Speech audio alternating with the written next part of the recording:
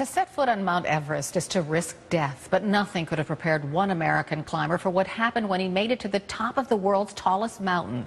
In his new book, Blind Descent, Dickinson describes what happened after he lost his vision on the dangerous summit while all by himself. And running out of oxygen, he was forced with the option to die or somehow find a way down. Dickinson spoke to CNN's Anderson Cooper about his amazing story. It's today's American journey. You were climbing with a Sherpa who he got sick before you made the summit. What happened?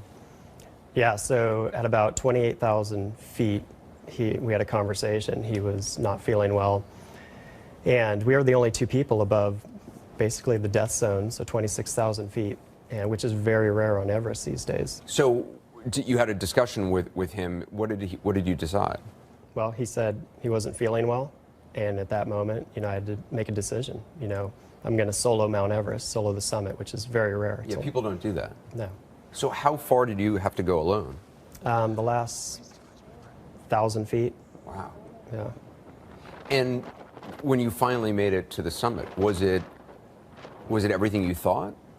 I think you ask anyone who's made the summit, they're probably going to give you a different response. I was completely alone. So it was very surreal. I was trying to take it in. I made a radio call down. People below me were really excited, but it was hard to process it. It took 2 months to get there, and then I was there, and I didn't have much time to really take it all in, and then I had to start heading down. You had some problem with your equipment going up. You had broken your goggles, is that right? Going up, I had actually dropped my goggles when I was taking my oxygen off and to get a drink of water, and they cracked. And I ended up having to rip an internal lens out, which I didn't realize at the time, cut them in half, basically. And that, explain why you need goggles up there.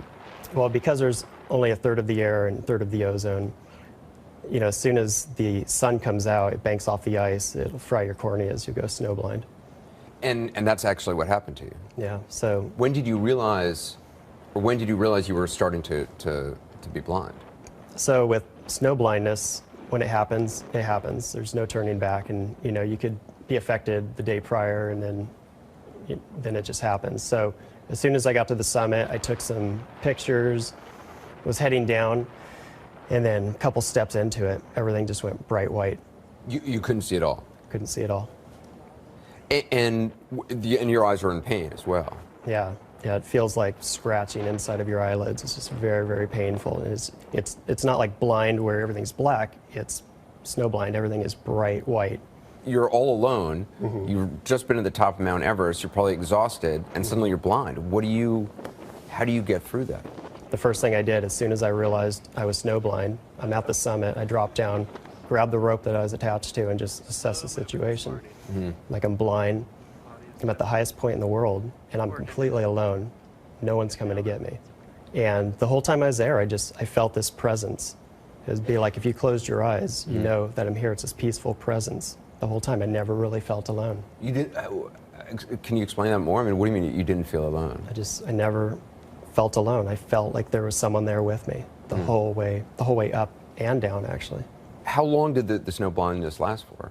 I didn't fully get my eyesight back for about a month and a half. A month and a half, wow. Has this changed you, this experience? Yeah, definitely. It definitely puts things in perspective. It's incredible. It's a great story. Brian, thank you so much for being with us. Yeah, thank you.